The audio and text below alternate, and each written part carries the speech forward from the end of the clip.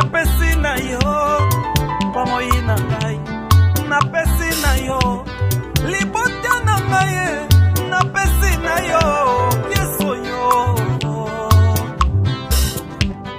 zambe na ngai yeso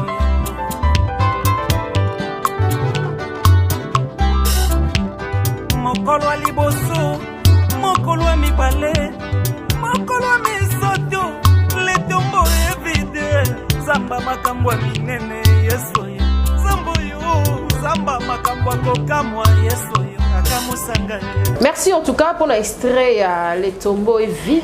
Il y a Motonanzambe Marquis Efrata. On a Pessimoté. Bonjour et bienvenue papa. Nzamba la musibiso sous sa côté nsibiso azarukum. Bonjour Nabandeko Nsoba Olanda Capage Télévision. Bonjour Nayo, bonjour Nabandeko Nsoba zo travailler awa. Nzamba lola pambola bino. Amen. Apambola Bandeko Nsoba zo landa biso surtout qu'il y a musala pe il y a du changement. Propriété zo baksama chaque jour ko la pambola musala. C'est ça biso toza bien so bateli biso toza malamu. Vraiment. En tout cas, adresse église et puis programme église avant tout banda. Na programme na biso bande kon so bazolanda bayebi que programme na biso eza mardi, mercredi, jeudi, vendredi. Mais tous un programme moko oyo batu nyonso bazolanda partout où ils allaient chaque vendredi. Donc vendredi délivrance, vendredi ils allaient journée oyo tous au bon de la pona bande kon so bazana ba maladie incurable, baza bloqué na misala, bazana ba dossier pour là et kangama na ba préfecture partout. Chaque vendredi prière à makasi sala makapona bande ko baza sur place. Na Kinshasa bande ko bele ba utaka menkao balanda biso bayaka baopi ba rolanda biso sous na service oyo nazana maladie moko babwakela ngamba sous problème tel ici la kate chaque vendredi aux Zana Kitambo cimetière avenue Air Congo numéro 68 les prophètes azo recevoir yo sans condition aux les canadiens délivrance puis aux mona loboko na Nzambe. C'est chaque vendredi bande comme so bazo utaka sangulu bazoya et to pesa ki message na bande ko baza aux environs ya Kinshasa qui sont déplacés au ya prière net ko uta ba maluku ba kasangulu aux Zana place ko komelate biso to zana moi esika to bongisa ki pona recevoir bande ko bongo bazoya délivrance. Oui, côté ba on a ba condition bien pour une journée seulement aleki na ba prena délivrance samedi à kozonga pe amoni loboko na Nzambe. OK, boni orphelinat na orphelin ça va? Nzambe alola pambola yo orphelinat na ba orphelin qui mezali Nzamba zo batela biso musala zo tambola bien to zuile susu moi bana mususu yo penza baza pe na ba pasi souffrance ya ba parents bakufa kaka lolenge ozo ka o bakanga mona kindoki na famille o ba mona mona wana mabena bandoto babwaki mona na balabala to bakisi quand même quelques bana na kati kuna eloko zo pesa biso moi pas c'est que ba commune la mairie na biso soki ba tikeli bango bana ba bengi biso to kende kozwa quand on arrive là-bas faut payer. Ah. Oui, c'est ce qui est vraiment très non bon biso toujours orphelinat.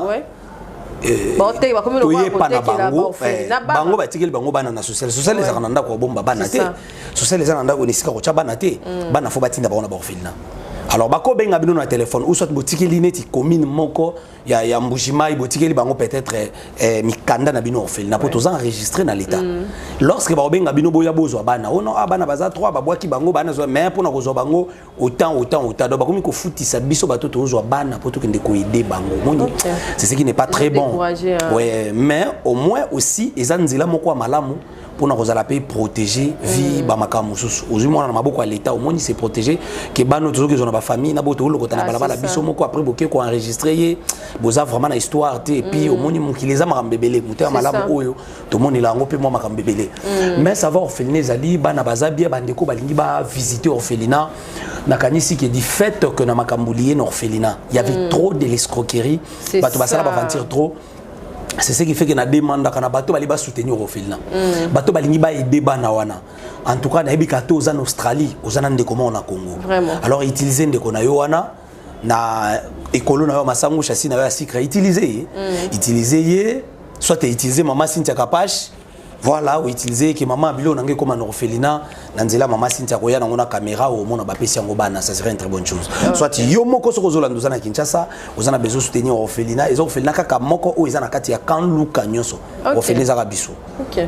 Donc Nzamba lola pambola yo ko se déplacer yo moko oye na orphelinat Marquis Efrata ko visiter bana Nzamba ko pambola yo bon biso moko pe Tout ça en sunga bana wana parce que ça mission vraiment Nzambe apesa ki na nunga moko personnellement.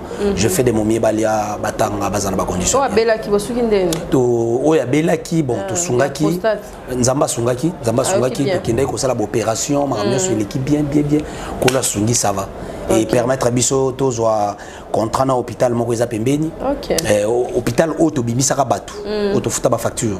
To sola ki na bango bandimi peke non en cas de malade bazo yambela biso bana et puis à la fin du mois tozo futa moni période mi pepeza makasi ba maladie ndenge na ndenge bana bazo tungisa mais Nzamba zo sala ngolu bazana kimia. OK.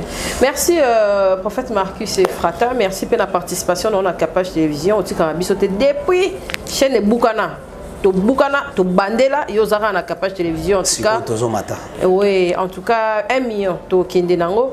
Merci papa. En tout cas Nzamba mona yo na motema mobimba sans arrière-pensée ou mela po au chabiso vraiment maboko. Amen.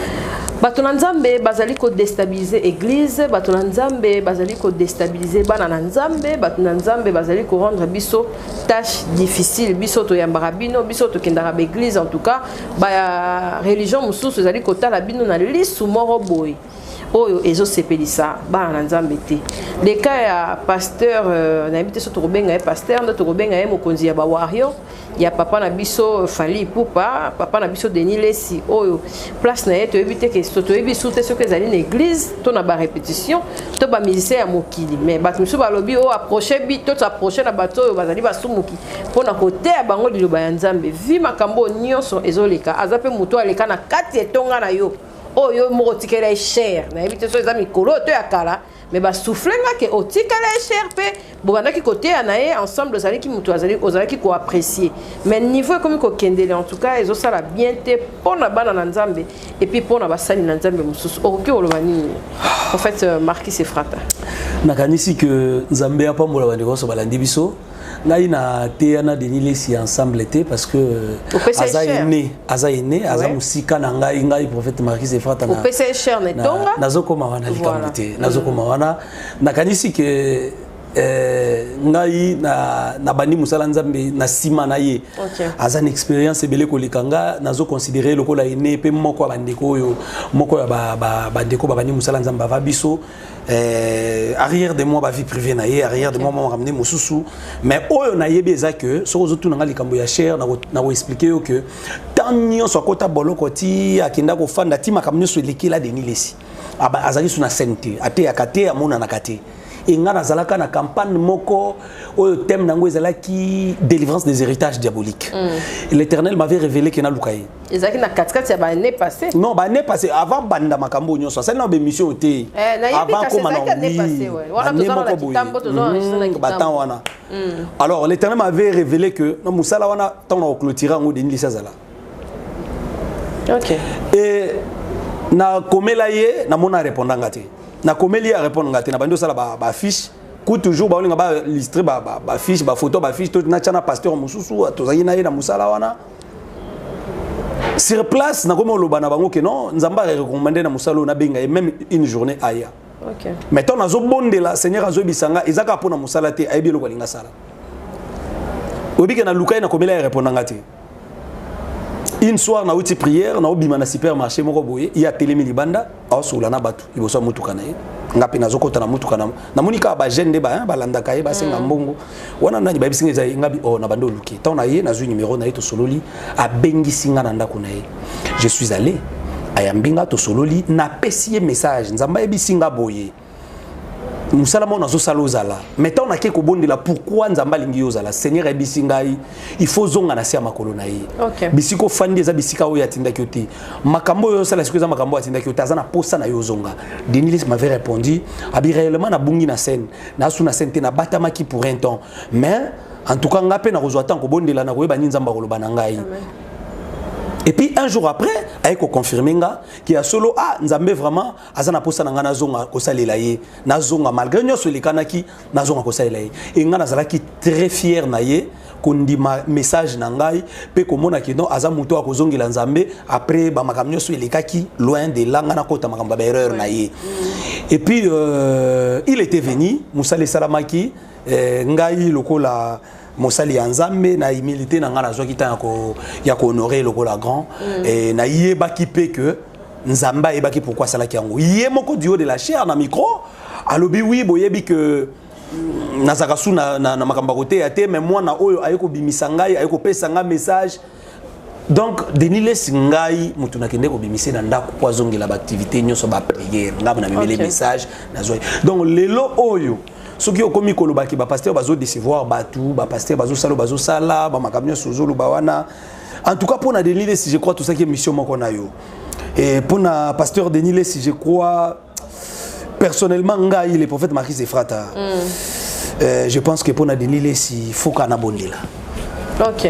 Il faut na prier. Donc pour na Denis Lesi je pense que na pesa ki message na plateau na yo ke soki azongeli mission nzamba bengela ki azonga te l'église liwa eza musika te. L'Éternel m'avait révélé. Alors mutupete amitumisa pona retourna nga poko kendo luke soute parce que na yebi na salaki devoir na ngai soki azongeli nzambe te a continuer na lire to kende onazo biso ke mikolone eza ya ko compter nzamba zo benga ye mbangu na repentance. Donc on nzamba bengela ka eza oyo salati nga pona Denis fona bondela. Donc nga naza muto yo nazo continuer kolela mawana nzambe likola Denis Lesi un pasteur. Donc pona yo so aza maçon pona nga aza pasteur aza mutu place akomi wana bato bazana misu ya ko comprendre o bazana molimo na nzambe to ba otala Denis Lesi bazo comprendre quelque chose. Donc ngai na koyoka na yokela kanzambe so na talié nde bozo betali solo ba concert ke place moko boya zo bina oloba nyonso alongoli prophétie o eza pona ko édifier comme pona pe ko encourager bato bazana mulili. Donc place a komi wana so na bondelité so na sali prière te so na génité pona eza lokola na yebi parole de Dieu. Donc d'après la parole pour nanga faut na bondi la pour na na gêner pour na ye. Donc na bondi la pour na ye na zo gêner pour na ye na zo implorer faveur na nzambe likolo na ye. Mais entre-temps na ozalaka prophète Michete. L'Éternel avait envoyé le prophète Nathan et pas na David pour na couper sa David conseillé. Et zalaki pour na ko reprendre David. Et pour nanga faut na commis sa message au nzambe azo reprendre azonga. Amen. Faut qu'on abonde la ponaye. Faut qu'on a gêné pour la délice. OK. Vraiment faut qu'on abonde là. Si on abonde l'ité na ebité si faut na sala nini. Est-ce que faut na banda ko landela makamuni azo sala na critiquer pour na lobaki aza faux pasteur bato bazo landaye ou bazo betele même maboko ba yebi ke makambo azo sala wana normalité. Ngai pour na ngati kana sambela poni na kota. Nazo bondela nazo lele pa na nzambe à reprendre pour soki lelo abungi libela. Ton zamba piniri to liwe kutie na nzela okende po yebike wana ezanzela ya le fils des prophètes et le vieux prophète ayebi yango le jeune prophète et le vieux prophète ayebike wana koti na nzela ya jeune prophète ayebi déjà que lui anza liboso na ye donc ngafuna bondela pona ye. Amen. Merci Motola Nzambe Marquis Efrata. On a déjà que appel les a ebele ba topé balingi ba contacter Motola Nzambe numéro na ezawana des fois za ralem sur na plateau moi ya mbezate mais soka répondre téléphone en tout cas za la contact na bato nyos bazo landa biso papa liwa ekomaki to monaki papa na biso de la foi apesa ki pe nzondo moko pona bato ya théâtre mais on dirait batalela ki on vraiment milité pour makambo komi penza mo ebele za rara na ba comédien te mais alobaki il faut ko banga nzambe pe foko za na boya mbinzambe po tant et comme moi mon boulot holoba nini parce que bishimanda ayaki awa lobi ke ba kendeko pesa ye penza depuis ya maman na biso ala musa mais ba pasteur pena ba telemeli liloba wana est-ce que ba to ko croire pe na moto na nzambe te so lobi ala musa poto mona ngo pe awa na papa na biso Afrique du Sud wana wa yaka na cercle la musa ka mutu to mona pe ba sa na nzambe mutu ba baka mutaninga ka kene na morgue menga la musi e ba blo mo bon yo koloba nini pona kawana. Je pense que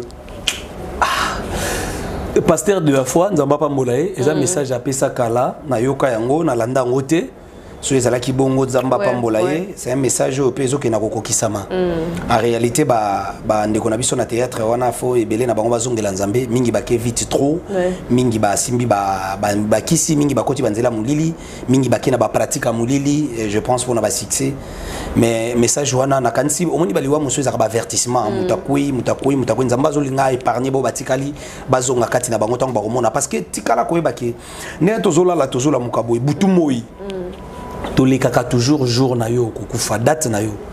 Ouais, date no leka ngo déjà chaque année. Na pongi. Te ndeka topé maboy. OK. Le quantième. Dans son 6 années, ça grâce. Le quantième. Le 23. Et le 23. OK. Et chaque année où les 23 moko boyé, où vous allez peut-être y aller na yoé bakate. Donc déjà tous les jours na yo akokufa déjà. Donc tant que 6 à 4 journée à n'écouter, faut qu'on Nzambe. Amen. Parce que jour no kokufa, déjà les karayango. Ou les kango chaque année. Jour au kokufa les kara déjà date wana. Mais oye bakate date ngo pemba mso kutaka yo zomela masanga soit tozolia, soit tozosala makambo mabe, mais oye bakate ke date na osala makambo ne date o ekotika la libela o bana nanga ba banda olobela ke maman na biso 2 ans 3 ans na mabele. Alors on a kanisa que à partir de là mam Nzambe za makambo sana ngo ba aventure te. Parce que de la foi Nzambe a kanisele pour na message wana. Na kanti bandeko ba considérer que pe le kwa musala Nzambe bazana théâtre, ba luka payer ko za malamu. Parce que message yaki na nzela na ye pour na liwa na bango ba luka ya laksa bango provision makambo Nzambe lobaki parce que ezoko kisama bazo kufa. Mais na kanisi que concernant makambo ba résurrection et si na ebisa yo mama Cynthia Kapach que ngai na yaka lokola le prophète de Nathan oyo wapi ayaka pe pona ko reprendre te pona ko luka comment est-ce que na ko masquer quelque chose wana eza ba aventure na o salama wana na Afrique d'ici des aventure si na biso ke eza ba aventure et bato ba yebi ke zala na ba aventure eza ba aventure na ye les prophètes azoya pona okende ko la musa mutu wana. Mais comment est-ce que yo olingaka ko la musa macha ko pendant que eza na ba milliardaire na ba millionnaire ba kufi o pe ba famille na bango bazana bezo ba la musa bango luka pe bango la musa. Et c'est juste que Moutou Akoufi a yébani. Moutou Akoufi le rôle a yébani va peut-être bazan à Sima ils ont ça quand même baise dans les réseaux sociaux. Un prophète qui s'appelle qui je ne sais pas ouais mi benga mi prophète bon qui vient pour nous côté na c'est à baise wana batuba loba linga c'est quoi ça linga au fond yemo ko ebika ko sala ngote et so bolukier si ko PC caméra bo mena morga okima. Donc, banda mukolo ya kata molimo. Si lelo. Donc, il faut qu'on ça 40 jours. Soit aussi 40 jours, ne molimo na et keko pema. Mais pendant que 40 jours est quitté, il y a la possibilité ya ko se que ça mama chaque. Après ce message na bande ko ba Hollanda biso, ceux qui famille na ezo yo kangai, nga nazali d'accord même ceux qui balongoli biloko na libumo. Nakoya na ko sambela pona ye à travers combat Jésus-Christ. Na ba révélation na zwa kindengini na kosala soki nzo dezali na 50 ba inviter nga na bonde la pona ye a ba fantiro bo sala trop. Voyez okima makasi so bolukia okima. So etembe bolukia talobi omona ke prophète okima. Et donc là ils appellent moko ba bilembo ya kotali sabana Nzambe ke même sur les réseaux sociaux ne bozo mona ba sala Nzambe bazoteya. Il faut zaka na Saint-Esprit pour yeba kolanda un homme de Dieu aux à édifier peut-être en la parole il faut zaka na Saint-Esprit dans Saint-Esprit to se tromper facilement on les a aventure les frères on ça ne pas aventure ayebi na yaza na besoin baise te na bien est-ce que mutu moko fallait ya la musa banda ya za prophète zaka mama wana botika famille ne vanda na kimia bazana douleur entre temps bande konaye musu bazana douleur et ça va aventure ko sala en église surtout les hommes de Dieu biloko wani ko sala en église pasteur musu pe ba bimie belé ba buzz internet kasi bango bazolia bato mbongo bazoscroquer bazo escroquer pe bato prophétie na ndeni na internet bato belé bazolela eza basala Nzambe musu bazo taxaka ba lobiko pona bikisa o faut boye na moni kufa na famille na faut so ba set cercueil ezo signifier secte ba kufa faut na sala bo faut sala bo et belé bazape na domaine wana na internet bon eza ba Nzambe ba ba souter ya malamu wapi eza sujet moko bien je pense que faut ça une émission vraiment pour nous OK parce que tikala koyeba premièrement si faut na loba na mukuse oza peut-être en Angola ozolanda prophète c'est mort na Kinshasa abondela rapona yo ce qui osa convaincu que c'est un homme de Dieu je pense que ba offrande no bando tindela et peut-être dim na yo bando fute pa na ye pour ba futa ka dim ba pesa ka te o bando fute pa na ye ndenge moko ba fidèle na ye sur place ba futa ka dim ba pesa ki ba offrande yo pesa ko zobondela pona yo bando pesa ba offrande mais ce qu'on moni un charlatan à la télévision qui s'appelle prophète oh ye moko se nommé prophète to yebita uta wapi nani tatana molimo aya komika prophète pasteur azo sala ba miracle ne ya lukuta yo contacter ayebisi yo ke non faut futa $400 ou futa $700 neti eloko je expliquer wana baso ma set cercueil o sala set soki nini wana ozo mona déjà que c'est diabolique alors moni muto azana ba problème peut-être azo luka solution ako mythique na kati eloko ndenge wana mais soki aza muto ya yebi parole de Dieu alanda ke neti indépendance spirituelle mama si yo kanti ke ngai nde na oloba awa na ko ebisa muto asala offrande te na sala sabato offrande une église ndenge moko pe muto ko landa ngaza na poto singa papa problème ngeza boy na ko orienté ke ya yo likambuto obondela mais na moni pe sala offrande ce n'est pas que ngai nde mutu na sala ka ngote na ko ma hypocrite na ni na ta plateau na yo non na ko sala sa mutu offrande mais offrande na yo sala sa mutu avant na sala c'est un il faut na yeba likambu nini azanango ezana ba offrande lokola oyo Géazi akende kozwa epa na man les Syriens et même maladi oyo bloka basali ya Nzambe belé azoke ne kozwa offrande ya muto Nzamba modire to ya muto Nzamba beti to offrande ya muto Nzamba zobenga na repentance offrande muto ko sala ngo comment offrande muto sala ka yango ce qui azana problème oyo azana besoin aluka Nzambe na nzelo offrande et que yemo ebike problème wana eza lié na péché ti. OK. Donc malade na obelo nazo mosa mututé nazo mbala mututé na kotanda ka ngate mais na monaka maladie moko boyo za soit héréditaire ya famille nanga. OK. Ba bondel po nanga na obikati na lingina kota na dimension ko lukanzambe na sacrifice. C'est là est biblique. Ako lukanzambe na sacrifice, ako lukanzambe no offrande na dimension na pe alukananu akutana nzambe. Amen. Ezalaka. Na église to chaka panye non banani bako sala nzambe pona musala to sala boye bacho fond bato batele bacho fond muto pe na obondela pona ye peut-être naza quand même ba fidèle et belé ensemble sur ta parole baza partout dans le monde o balandaka prophète Marie Sefrata o to bondela kana bango to sala ba service o to salaka na kata service on a peut-être ko recommander la service on ngi to ke nango 4 jours bison to zo ke négocie ba 400 francs to zo bondela pona ngo to zana o to zo bisa nzambe bandeko balandanga ba mona loboko na nzambe et tant na salaka ngo même na ba live bandeko balandanga ba ibi na lobaka yango ma sœur mon frère oza convaincu te ko salati et ko salaka bato baza convaincu ba comprendre pourquoi to salango eza action prophétique na kotali sango par rapport aux écritures bao ba salaka ba mo loboko na nzambe bao ba salite problème te mais ko bondela pona mutu azobela ko bondela pona mutu azana problème yango eza sa condition oya na 20h ou na 21h na ko bondela pona yo mais so komi pasteur ne mutu akomi ko senga batu boya na eloko tel pona bondela pona bino bo sala affaire wana fo boyebake azo futa azo récupérer ba bénéfice ya place akende kozwa miracle na ye place azwa ki eloko na ye siko ayebi ke no po salela ngo fa zwa bénéfice pour kuna futa kimbongo mais soki eza onzamba pesi gratuit yo tokeni na yo omoni ba image musu yo lekisi ba descente na sa hôpital na senga batu ni Hello, né? Na ken hôpital na bondeli pona batu na check carburant na nga na zuba intercesseur to côté hôpital to bondeli pona batu silisi to landeli batu bazana ba problème bazana mbongo te to futi ba facture to bimi yo zana ba image wana lexa on a na ni na capacité télévision bandeko batala to sala ngo musu to boya ko filmer de temps à autre que to mona ka photo télémato soutenir batu na zapena moi 2-3 personnes o bana nanga bazana kati na église o basalaka ba yebisanga pe papa depuis o banda eloko wana biso to kota nzamba pambola biso to ba commencer ba yebi ke semaine wana no bondela pona hôpital moko boino bimisa bato bango pe bayi pour bamona loboko na nzambe to ke to saliango et bato wana to senga boni et l'autre eza sacrifice to check carburant to ke bala to bimisi misumbu to futi ba facture on demande rien mais ce que ça service aux autres la église tout ça service monde nzamba recommande offrande na ko kende ko pointer mutu te ke pour ça la boité na pesi yango directive offrande muto ya monika au sala sala mo loboko na nzambe muto ya monike pasteur wana zana pour ça envoiement et allié peut-être ayebinga na télévision ayebinga te muto ayebinga okanisa bongo te mais muto ayebinga ta moninga na télévision de peut-être okanisa bongo mais lié na ba oyo ba pasteur ba conditionnaka ba apôtre ba prophète ba conditionnaka cette cercle na famille longwa sala boye po longwa tous les offrandes conditionnées ou bien bambongo conditionné ou les bibliques té donc on a coupé sango komboté mais yo mutuzo la ndobi ke za biblique té o yebi ke na ko sala yango té OK na ko sala ngoté mais quand tu as aussi un homme de Dieu o alandela ko abondela pona yo oh mais faut payer ça y offrande cela est biblique faut payer offrande faut payer radim mosala nzambe wana tika nda kuna azo ko sala veiller pa na yo azo bondela pona yo azo landelo na prière et pour l'encourager il faut aussi que na batanyo sozo le ki sapona ko bondela pona bino ba offrande na bino eza biblique ko sunga pe musala ya zo sala église ko tongoma na ba offrande yango eza le sumute mais oko makama be na batoyo po abondela pona mutu nde to kena na hôpital to ba bengi ngai nde bato bazoya na bakabo ine to vendredi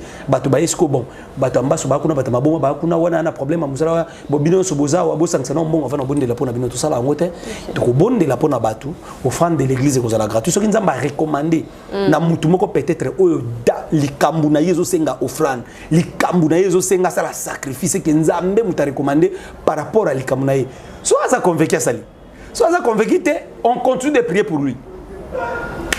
Merci.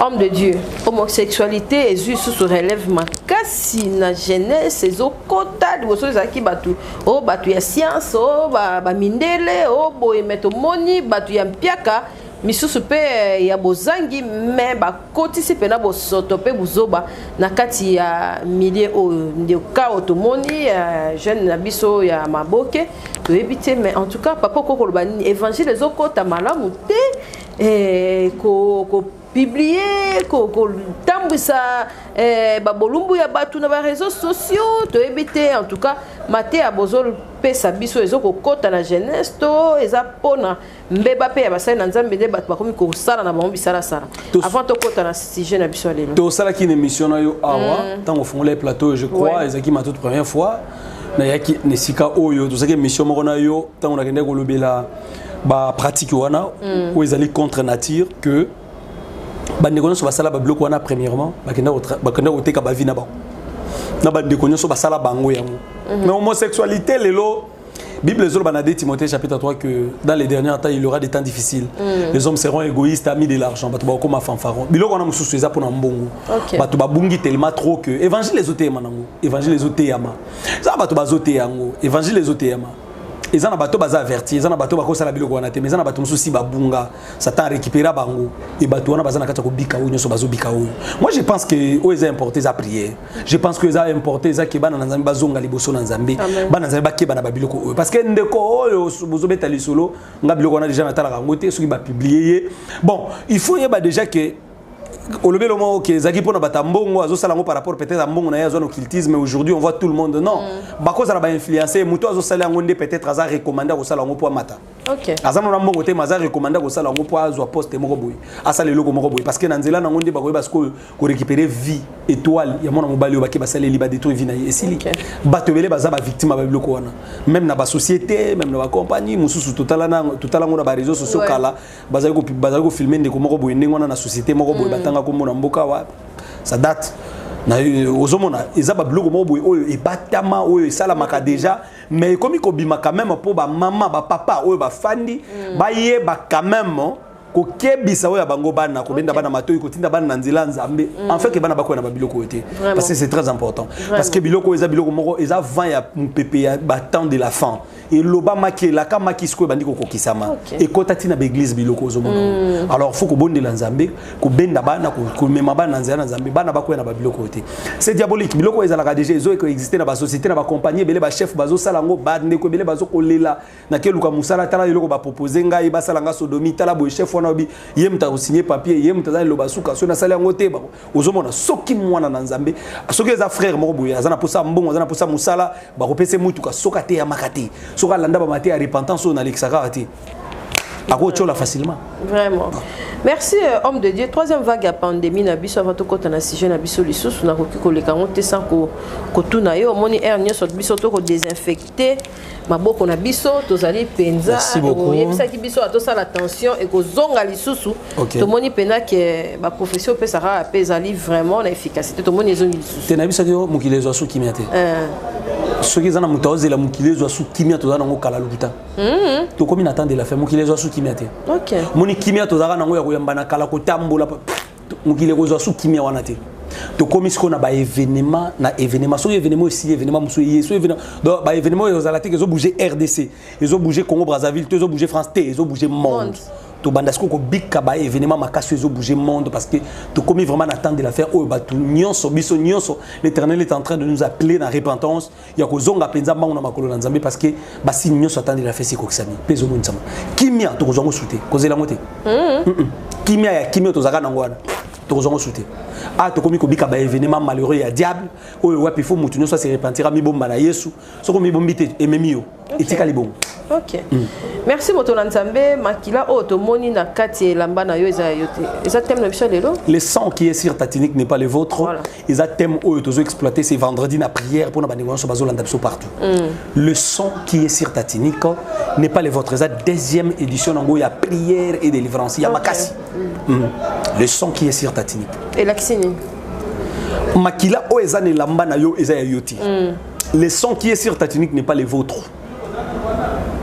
Lorsque bandeko Joseph balingi ko bomaye Ribin ya na bango a sauver les kinaye habité inutile to simba makila ndeko na biso to tekai. OK.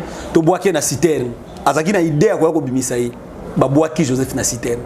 Bazui makila ya nyama bache na ilamba ya papa ilamba na ba memeli Jacob. Talana nu yo muto salaki ilamba mwana. Est-ce que ze lamba ya mwana na yo nde Jacob a dit oui et c'est lamba mwana nga matangi bandi. Makila, ils ont représenté étoile. Okay. Et Lamba, ils ont représenté vie. Ndenge bazu makila ya nyama, bache na ilamba Joseph. ndengwana monde kindoke kozwa maladie batie likola vie na yo mais yote maladie on eza yote. Le sang qui est sur ta tunique n'est pas le vôtre. Nde vie o bako imposer likola mutu eza yete. OK. Makile zo représenter étoile et lamba zo représenter vie. Donc na monde détené bako zo malade eza yote batie likola vie na yo.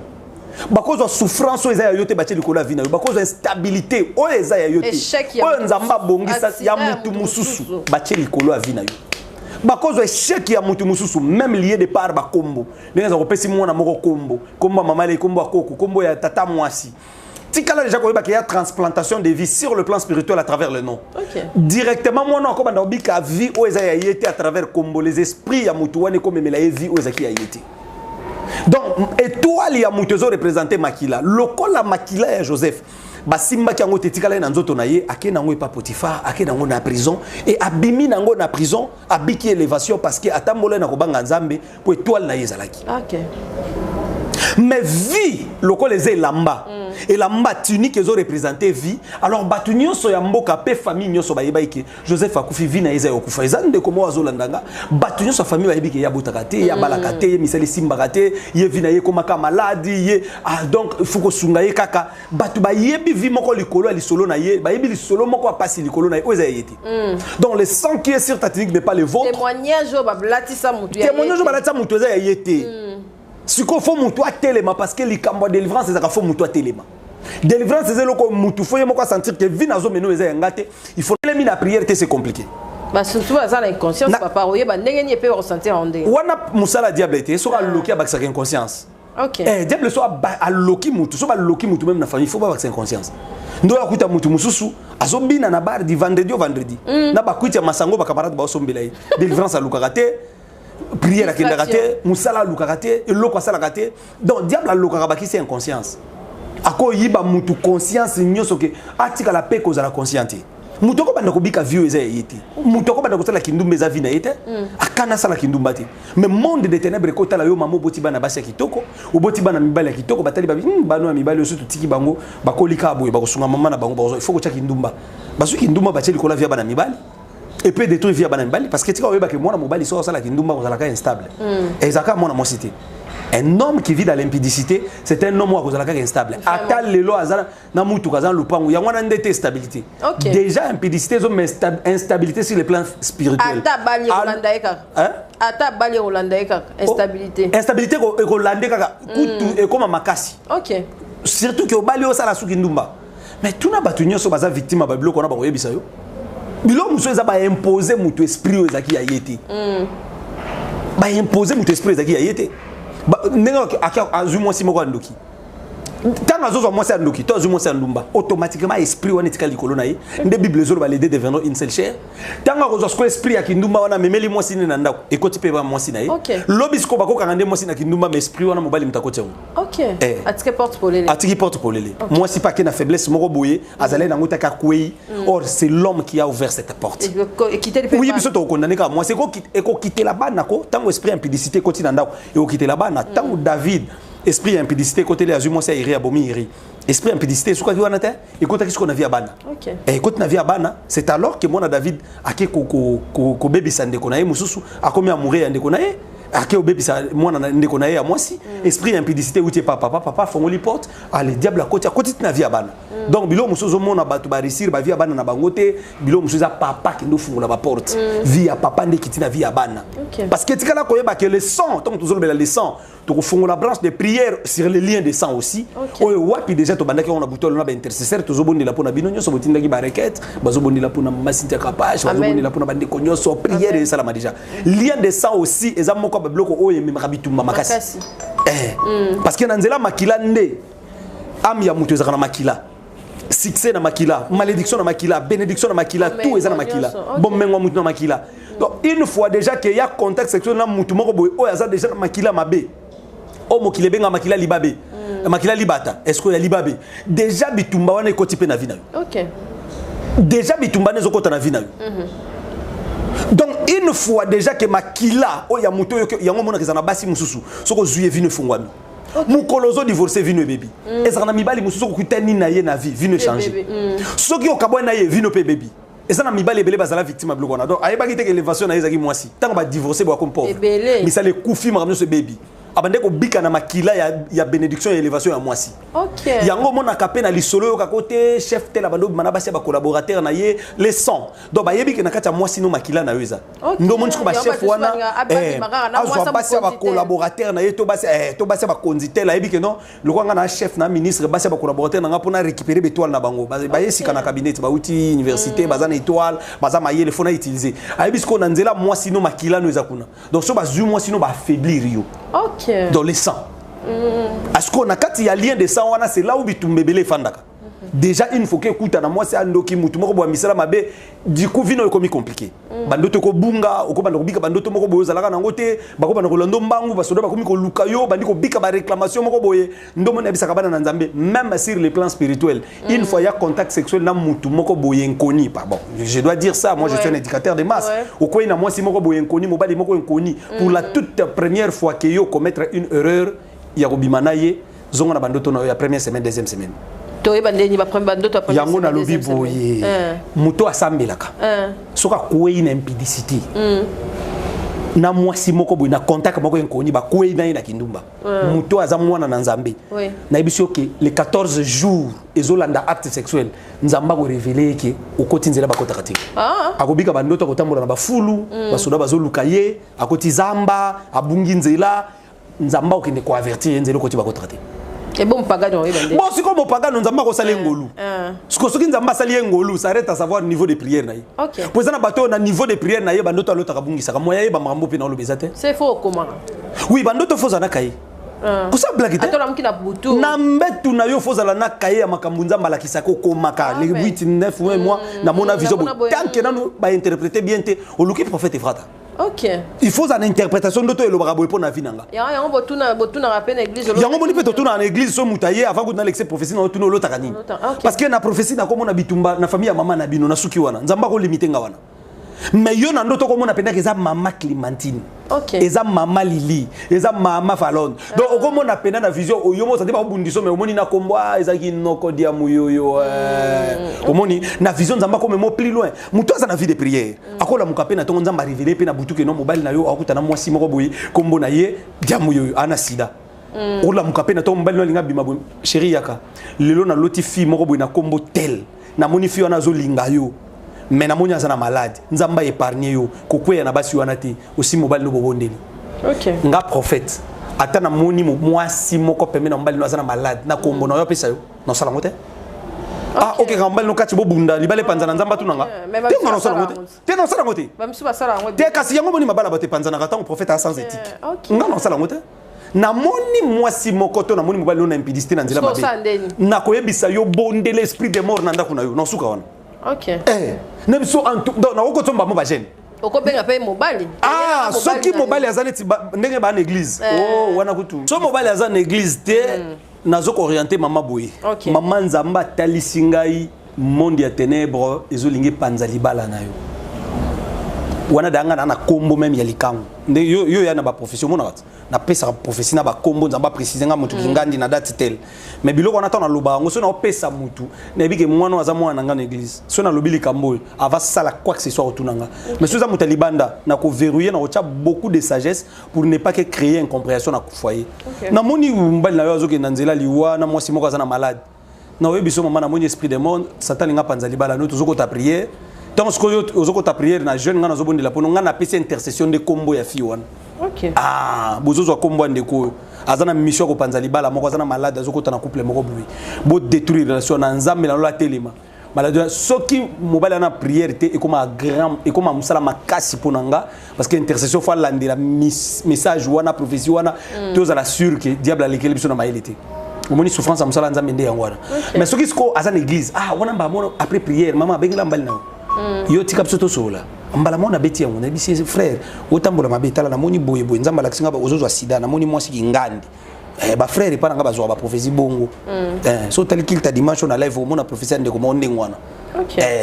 Alors mbala moko pe a stopper à comprendre déjà papa omoni ezaki explication ici ma mais na ke de koyebisa mwasi makamande ngwana te so kaza na vie de prière te incompréhension koti et comme même comme sous mobile a outil musala et retard pour l'embouteillage ou non pasteur alobaki yango déjà des choses les choses moi si musu libanda allez et si incompréhension côté soki libala wane panzani pour la prophétie nzamba kotunanga OK et comme ngambuli ko nanga OK en tout cas moto na nzambe to OK na biso na shit pour na lelo na surtout ko royal sous parce que ba message est belé siko to moni pe papa na biso Mike Karamba ina bana et puis na ndenge o prêta ki pe ba conseil na yo ke bana batika bango te moi ça ko ozane mbilinga mais bana o baza makila na yo faut ko récupérer okolo bani. Merci beaucoup le rôle je fais pas le bien pour que récupérer maman Peñel le rôle frère Mike qui conseille merci beaucoup na pesa ka conseil on a depuis kala yo tout cela qui on émission na yo il faut zonga rapidement pembeni ya bana na affection ya bana a lâcher bana musika na yete pour waneza vie na ye fille ya bana na ye et le coup là vraiment yo qui conseille wana isa malamu makasi to ngoni na bana c'est une bonne chose ils le mo malamu na ba image wana na zota là c'est vraiment très bien isa malamu makasi mais ko récupérer maman wana ya problème na ngana hôtel c'est on est comme à copé limbisa pe te ko limbisa pe wana ya problème na biso te on est allié mo te wana vraiment te kai mo to ko pese conseil mo ka bongo te na bolingo ba pesa conseil te on tire la sonne. Batumi balé au bamona na bilamba te nzoto. OK. Bakota makamna bona katite. On tire la sonne. OK. Comme kate. OK. Tu comme kate. Autant tout ngana ko pesa ba conseil. Parrain bakotande. Et boyo mona te ke ba parrain vele batika la sonne. Vrai parrain non c'est ton pasteur. OK. OK. Le vrai parrain c'est ton pasteur. Vrai parrain pesa conscience. Obi? Vrai parrain. Bon vrai parrain mutu pe faut la conscience. Bon parce que batebele bakota mabala a quitter non ba parenté. Mabala zoke ne libala na quitter ba parent na été. Azana nous chez les parents esprit. Na nzoto nda kitaki. Nous zomo na makamunyo so couple la rebeta li solo pas famille na. Bon lobela moi si nanga. Moi sanga zo sala boy. Là mo po mona bazana couple bango mbale mais ma basala ka batama. Et là mo pe ba so na ba bengi maman na téléphone. Yo kama moi si azolo bananga. Moi maman na bango pa malembe na mwana nanga ozomona izana bato bakota na immaturité wana na libala et ils appellent na ba foyer musu esenga ba prière na ba orientation na ba conseil musu pe ba na libala mobala kindaka sali western atindi famille na ye apasuli ba papier boaki c'est ça moi c'est pe na ndenge na ye bazanda ku monde ba otalanga no moi c'est bi salaire mobilité mobile pa otonga ndako mobile pa yebi salaire moi si nete mais banda ko moko ba bota bana ozomona parce que wana za ba mabalo aussi bukana so na bando te ay ko kweya te fo ya nango prochainement wana za ba mabala mo za na ba fissure so na bando te ndako ko bukana donc faut ko atténuer ko cha mo mai beau changer donc l'accès maman salaire maman l'accès papa salaire collaboration faut ezala na vie de prière pour bokeli boso ils ont qui atindi mbongo passe les papiers bois qui ba ebate au côté pas ça makabele donc salaire moi c'est betela mbalité mbali pas betela moi c'est salaire te mais au vana libala ngozo ko espérer ba balo ndeni finance mobile gérera kate ya faut bota kaka te exactement ce ko bota kate ezalo ko la nde bande ko bayela kapso église non papa na faina mbali moko boye azoli ngobala ngate azo facture mobile avazo facture na famille na yo bachaka tester mimi avant yo ndima mobile ya ko facture pas na bino il faut déjà za la mobile oyo ozo gérer finance na ye oui o gérer finance na ye finance ngana lo mama mbongo mama basi bele ba souffrir na mabala te tika ngana lo mama kambo wa ba pagano non o la sa mo simbongo nyoso te o bala ke pona ni mais après nzambe za mo si na yo boso pese nyoso asilisika na lobi boye ndeto fa na yo boye bozana bato yo na mbali na papa bino naufrage salani papa no mbali no bakwai na mai obimisa nani en tout cas on a question papa na mbali nanga papa na yo na mobile papa ya boti yo ton père na mobile na yo na fleuve yo no za libanda na singa moko kaka so boaki mutu papa yo na misa na iponza stage makasi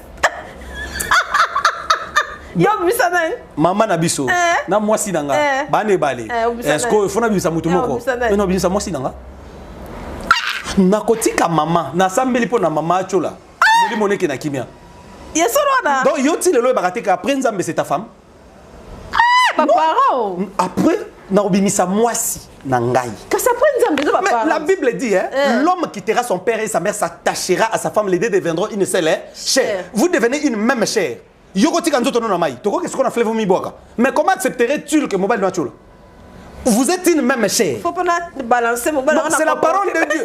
Ah, ok. Ah, ok, je comprends. Il faut t'amener mon ballon en passe au Akayo. Bolimo, on est dans la gare. Bon, c'était. Ah, papa boyo qui idée à maman, ça demande vraiment qu'il faut moi c'est très convaincu qu'on l'inga. Pour ça le bolam. Mais en réalité selon la parole de Dieu, les deux deviendront une seule chair, tu n'accepteras pas que nous autres on ait boire manamai. OK. Donc on a vraiment ceux qui on a même maman na biso yebi.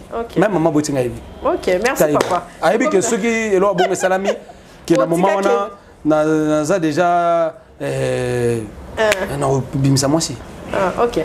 Papa, tu as suka? Maman, tu sais le caponais. C'est ça les vignettes. On a une partie de moi. Ok. En tout cas, tu as mis sur ma clôture, il y a monsieur Anélo. Mot de la fin et puis prière pour nous clôturer. Mot de la fin, c'est que c'est vendredi. Bandegons sont basés partout. Le numéro est affiché pour la prière. Il y a vendredi. Il y a délivrance partout. Le numéro est affiché aux adresses déjà Kitambo cimetière. Bandegons sont à Kitambo cimetière avenue Air Congo 68. La référence dans la station, il y a cimetière, station essence. Zambalola Pambola Bandegons sont partout. Le sang qui est sur ta technique n'est pas le vôtre. Yo motozo remarqué que bazui vieux ezaki ayote bachi. Bazui makila nyama bazui maladie moko bacha na nzoto na yo héréditaire. Lien de sang on a prié les salama. Zambalola visité yo imposé au vie moko ya béchec. Ndenge na bisaka bana na Nzambe libala liboso kufa ki toko comprendre mo bala zaki mabe moi c'est zaki mabe ya mibale kufi toko comprendre. Ya misa te kufi sus ya 4 kufi sus. On a problème. Kota prière oyo. Musala liboso balongola ki ya mibale balongoli toko comprendre. Ya misa to balongoli. On ne comment ebisinga bi papa nga problème ngeza na sa ila ka garantie. Na kozora ndako bien. Ti na kosala garantie moi c'est zongi pa na bango ngana ki pa ba camarade. 2 ans ina na après na kozwa musala na zwinda. Mais faut instabilité beta ti na sa ila garantie. Ozomona déjà mutazo. Na za na okala papa likambo garantie. Yo po ba sa garantie. Si nyonso comme aussi ça la garantie na telemela. Na prière. En tout cas ezaki yangate. Nzamba pambola. Bilo musu. Na témoigner. Te délivrance na zolo ba bandaka so mutazu conscience. Si. Pour la nika okenda ko si ça garantie. So comme mutazu conscience a boye loko wana na prière muto azozo délivrance. La femme prostituée a même muninga ne paroisse lo moba samba. A boye ko zo mona ebembe. Habite ya kufa yangate. Yanga bomoi. Ti ba sambi pero asenge pe jugement salami a récupérer moi si mona nayi. Sokazaki dou, sokazaki ga alinga kunde bembo ezaki yete. Batebele bazovanda na maladie, bazana ba problème ya bangote, ba accepter yango kaka. Pasteur azo biso volonté nzambe mama, nzamba zo lectionner pré, volonté nzambe zate. Volonté nzambe zate pendant que pasteur azo biso volonté nzambe ya bali ya boti banana ye. Yo posana bezo stabiliser vie na yo. Ozomona bitumbo eza ya yote. Pasteur a biso te que il n'y a plus de condamnation, mais c'est la condamnation que la Bible parle. Et ça na sens ya que on dit mais lié so bako condamné na lisumuti, les liens de sang, la vie imposée dans la famille. La malédiction de la famille, toutes ces choses, et la réalité, il faut que la délivrance. Amen. Ce que la délivrance, c'est au coup fana comme baïsou na monoko. Pékin de la famille baïna cercle no basekio. Dernier mot en ezala ki nzamba pambola bandiko so balandi biso partout. Amen. Nzamba lola kanisira bandiko so baza partout dans le monde. Et nzamba pambola yo pona musala. Merci. Pour la reconnaissance wana pe. Yamakasi. Oui, aux anango envers musala biso pe tout ça nzamba pambola yo. Ah ça elo bolamu, to na ebi ke to zala ce soir pour une autre numéro. Nzamba lola quand la bandiko so babonde la kan ensemble sur ta parole. Nzamba lola pambola bandiko so bakola zala na besoin ko landa ba enseignement na profondeur. OK na YouTube au commis prophète Marquis TV. Donc après qu'on a une émission on continue la recherche à YouTube na yo commis prophète Marquis TV. Dès qu'on s'abonne au monde ba prière ba émission pe ba programme. À partir il y a Facebook na ba live na biso au commis prophète Marquis Ephrata. Au monde à prière, au monde à programme chaque 21h tous bonne de la téléphone ouvert pour la prière et prophétie. Butu ya lelo nzamba lola pambola bino na tongo lelo na bondeli pour na bandeko bazolanda na malade, bazolanda na hôpital partout zali. Éternel le Dieu des impossibles mon Dieu. À travers cette prière, je déclare en ma qualité de l'oracle que papa, maman, nous sommes la malade, la douleur, a commis comme on a flou na misu, ma kolebandi au sali passe. Mon Congo o eza malade ya famille, ba miomo eza malade ya libota. Souffrance na ye o eza lien de sang, ya libota ya outi. Blocage à côté nango Seigneur a yebité côté outa. Makila nini ya mela, nini ya mabeo ya sala vie na ye kangama. Prière na zo sala, vie na ye fongwama. Bandoto o etika ye. Blocage longwa maladie etika ye douleur wanetiko na makolo no pousse de Jésus-Christ de Nazareth. Amen. Amen. Merci Motola Nzambe, prophète Marquis Ephrata. Merci la prise de vie Joe Mystique Mouteba. Merci la montage Grace Matelo, Joe Mystique. Merci. Dans Parala Bisope Mouchou, merci d'avoir obalandi biso pour partager l'émission, pour aimer, pour commenter. Dans la sur bon niveau de l'émission, on a beaucoup de Marquis Ephrata. Marquis TV. boke pe na page na ye prophète Marcus Ephrata bokomona ya sala bala kuna nzambe apambola biso po mabota na biso oyo akoyoka ayoka oyo pe akosalela asalela. Merci, bye, à la prochaine, au revoir. Itumba nanga na pesi na yo kozanga libala na pesi na yo kozanga mosala na pesi na yo kozanga kobota na pesi na yo Zambe ya Ana pesa Samuele Zambe ya Eli itisa moto Bacholinga mingi na kombo na yo Basekinga mingi na kombo na yo